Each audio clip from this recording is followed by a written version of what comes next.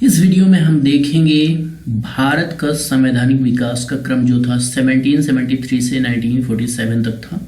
उसके क्रम में हम आगे बढ़ेंगे और सीरियल वाइज बढ़ेंगे, जिससे आपको समझ में आएगा और आपको आसानी होगी, ज़्यादा एफर्ट नहीं लगाना पड़ेगा, क्योंकि वो एफर्ट आपकी जगह पे मैं लगा रहा हूँ, तो उसका बेनिफिट आपको लेना है।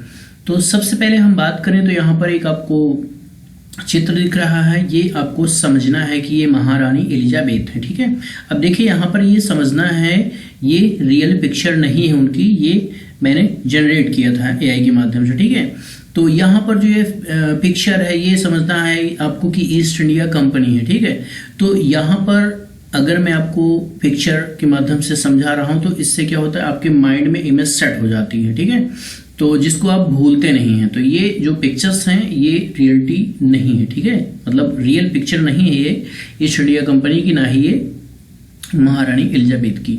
ओनली फॉर अंडरस्टैंडिंग कि आप पिक्चर आपके माइंड में सेव हो जाए। ठीक है, तो चलिए देखते हैं। सबसे पहले हम यहाँ पर बात करेंगे कि महारानी एलिजाबेथ ने, ठीक है, किसने, महारानी एलिजाबेथ ने 1600 ईस्वी का चार्टर एक्ट जारी किया था। ठीक है, जारी कब किया था, 31 दिसंबर 1600 ईस्वी को। ठीक है, ईस्ट इंडिया कंपनी की स्थापना की थी। किसने किया था, महारानी एलिजाबेथ प्रथम ने। ठीक, तो आगे देखते हैं। तो ये जो ईस्ट इंडिया कंपनी है ये, ठीक, आप देख रहे हैं, लॉर्ड मेयर की अध्यक्षता में 15 वर्षों तक व्यापार करने का अधिकार दिया गया था। किसको, ईस्ट इंडिया कंपनी को। ठीक, तो यहां पर देखिए 2-3 चीजें हैं जो कि क्लियर हो गई हैं, आपको माइंड में रख लेना है। किस एक्ट के माध्यम से ईस्ट इंडिया कंपनी का गठन हुआ था, चार्टर एक्ट। कौन सा चार्टर एक्ट, 1600 ईस्वी का।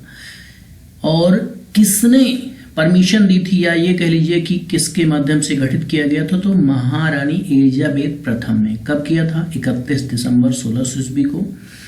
अध्यक्षता किसको सौंपी गई थी, लॉर्ड मेयर को। कितने वर्षों के व्यापार का अधिकार दिया गया था स्टार्टिंग में, तो ये हो जाएगा 15 ईयर्स। ठीक है, अब हम आगे बढ़ते हैं। अब देखिए कोई भी कंपनी है बनेगी तो जाहिर सी बात उसमें पूंजी का जिक्र होगा। ठीक है, पूंजी का जिक्र होगा। तो यहां पर जो पूंजी लगाई गई थी वो लगाई गई थी 30,133 पाउंड। ठीक, ये इसकी पूंजी थी, किसकी, कंपनी की।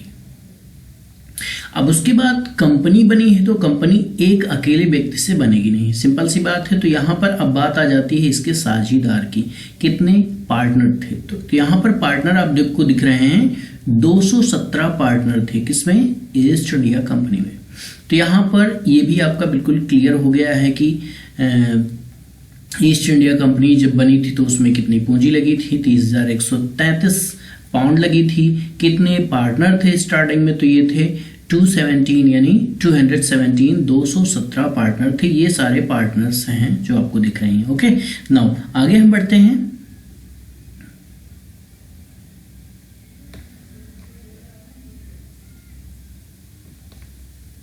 अब देखिए यहां पर हम बात करेंगे, अब किसकी बात करेंगे, हम प्रशासन की बात करेंगे। किसके प्रशासन की, ईस्ट इंडिया कंपनी के प्रशासन की बात करेंगे कि ये प्रशासन सौंपा किसको गया था। ठीक है, तो प्रशासन सौंपा गया था गवर्नर एवं उप गवर्नर को। ठीक, तो यहां पर देखिए प्रशासन, ठीक, यानी उसका कार्यभार किसको देखना है, तो गवर्नर और उप गवर्नर थे।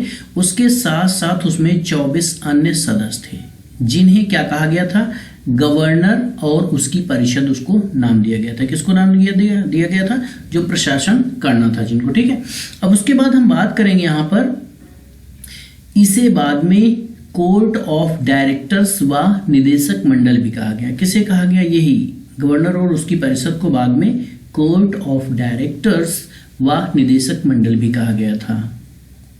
ओके, नाउ इतनी चीजें हमने देख ली हैं। अब हम देखिए आपको नेक्स्ट वीडियो में बताने वाले हैं रेगुलेटिंग एक्ट के बारे में हम बात करेंगे, और इसी तरीके से सीरीज वाइज यानी क्रम वाइज हम जो है कि सारे एक्ट को देखेंगे, जिससे आपकी सारे कंफ्यूजन दूर हो जाएंगे और आपको हेल्प मिलेगी, ज्यादा आपको एफर्ट नहीं लगाना पड़ेगा।